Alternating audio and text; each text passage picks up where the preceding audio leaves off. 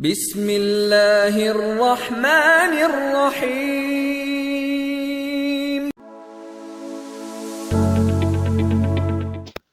السلام علیکم ورحمۃ اللہ۔ دوستو، مسور کی دال کے بارے میں نبی کریم صلی اللہ علیہ وآلہ وسلم کا کیا فرمان ہے، آج ہم آپ سے شیئر کرتے ہیں۔ اور اس دال کو ملکہ دال کیوں کہا جاتا ہے اور اس کے فائدے کیا ہیں؟ پیارے دوستو، مسور کی دال کا ذکر قرآن پاک کی سورہ بقرہ میں ملتا ہے۔ تو بات کچھ یوں ہے کہ حضرت موسیٰ علیہ السلام نے اپنی قوم کو فرعون کے ظلم سے نجات دلانے کے لیے مصر چھوڑنے کا فیصلہ کیا اور کہا کہ ہمیں یہاں سے چلے جانا چاہیے کیونکہ یہاں پر ظلم کی انتہا ہو چکی ہے۔ حضرت موسیٰ علیہ السلام بنی اسرائیل کو اپنی قیادت میں لے کر وادی سینا میں چلے گئے، اور اس آب و گیا وادی میں بنی اسرائیل کے پاس کھانے پینے کا سامان کم پڑ گیا، تو انہوں نے بھوک سے نڈال ہو کر حضرت موسیٰ علیہ السلام سے کہا کہ وہ انہیں کچھ کھانے کے لیے دیں یا اللہ سے دعا کریں۔ بنی اسرائیل کے لیے اللہ تعالیٰ نے آسمان سے 2 طرح کے کھانے اتارے، ایک کا نام من اور دوسرے کا نام سلویٰ تھا۔ من بالکل سفید شہد کی طرح حلوہ تھا، یہ سفید رنگ کا شہد جو روزانہ آسمان سے بارش کی طرح برستا تھا، اور سلویٰ پکے ہوئے تیتر بٹیر تھے جو ہوا کے ساتھ آسمان سے نازل ہوا کرتے تھے۔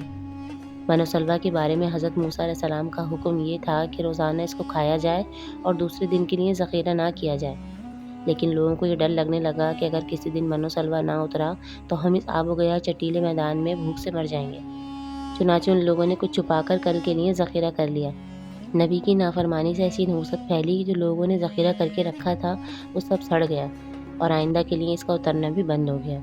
اسی لیے حضور کریم صلی اللہ علیہ وآلہ وسلم نے ارشاد فرمایا، نہ بنی اسرائیل ہوتے، نہ من و سلویٰ کھاتے، اور نہ ہی یہ گوشت کبھی سڑتا۔ کھانے کا خراب ہونا اور گوشت کا سڑ جانا اسی دن سے شروع ہوا، ورنہ اس سے پہلے کھانا نہ بگڑتا تھا اور نہ گوشت سڑتا تھا۔ ایک روایت میں آتا ہے کہ بنی اسرائیل کھانا کھا کھا کر تھک گئے تھے۔ انہوں نے حضرت موسیٰ علیہ السلام سے کہا کہ ہمیں وہی خوراک چاہیے جو ہم مصر میں استعمال کیا کرتے تھے، ہم نے کاشتکاری کرنی ہے اور ہم نے زمین سے اگی ہوئی چیزیں کھانی ہیں۔ اسی طرح کی خوراک کو کھانے کے لیے قافلے کو ایک جگہ روک کر قیام کرنا پڑا اور پھر کاشتکاری کرنی پڑی۔ یہ کاشتکاری منزل پر پہنچنے میں تاخیر کا سبب بنی، مگر بنی اسرائیلوں کو اس سے کیا؟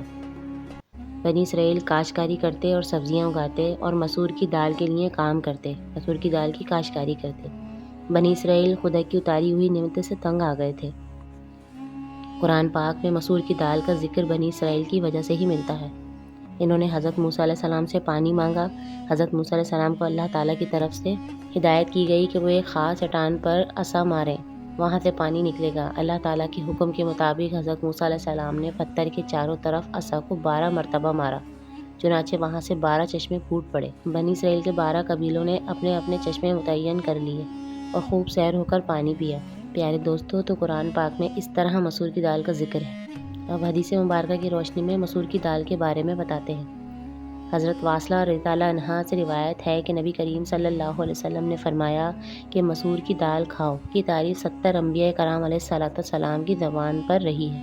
حدیث مبارکہ کے مطابق مسور کی دال کھانا دل کو نرم اور سخی کرتا ہے اور غرور کو ختم کرتا ہے۔ قدیم زمانے میں روم اور یونان کے بازاروں میں مسور کی دال کو پیس کر روٹی بنائی جاتی تھی اور یہی عوام کی غذا بھی ہوتی تھی۔ حکمہ کہتے ہیں کہ مسور کی دال میں 12% پانی ہوتا ہے، تقریباً 60% کاربوہائیڈریٹ ہوتا ہے۔ اس کے علاوہ ایک خاص حصہ پروٹین کا بھی ہوتا ہے۔ مسور کی دال طبی لحاظ سے پسینہ لاتی ہے۔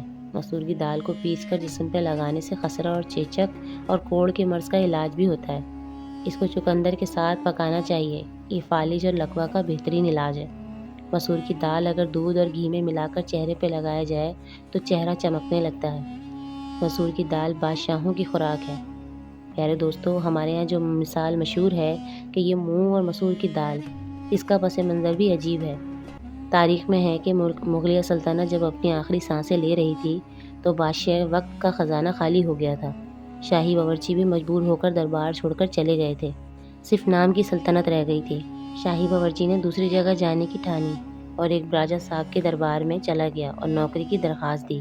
جب راجہ صاحب کو پتہ چلا کہ یہ شاہی باورچی رہ چکا ہے تو راجہ نے امتحان کے لیے اس کو مسور کی دال پکانے کو کہا۔ شام کے وقت جب راجہ کے سامنے مسور کی دال آئی تو وہ اتنی لذیذ تھی کہ راجہ تعریف کرتے کرتے نہ تھکتے۔ وہ بار بار دال کی تعریف کرتے اور کہتے کتنی اچھی لذیذ دال بنی ہے۔ راجہ کے دل میں خیال آیا کہ اس سے پوچھا جائے کہ دال پر کتنا خرچہ آیا ہے۔ تو باورچی سے پوچھا گیا کہ دال پر کتنا خرچہ آیا؟ تو باورچی نے کہا 2 پیسے کی دال تھی اور 32 روپے کے مسالے۔ راجہ صاحب نے جب یہ بات سنی تو پریشان ہو گئے اور تعجب سے بولے کہ 2 پیسے کی دال میں 32 روپے کے مسالے ڈلیں گے تو کس طرح سے حکومت چلے گی؟ باورچی نے اسی وقت 32 روپے اور 2 پیسے نکال کر راجہ صاحب کے سامنے رکھے اور یہ کہہ کر چلا گیا کہ یہ رہے آپ کے پیسے، یہ منہ اور مسور کی دال۔ جب سے یہ جملہ مشہور ہے۔ پیارے دوستوں، جس طرح سے کدو نبی کریم صلی اللہ علیہ وآلہ وسلم کو پسند تھا، اسی طرح سے مسور کی دال بھی آپ کو بہت پسند تھی۔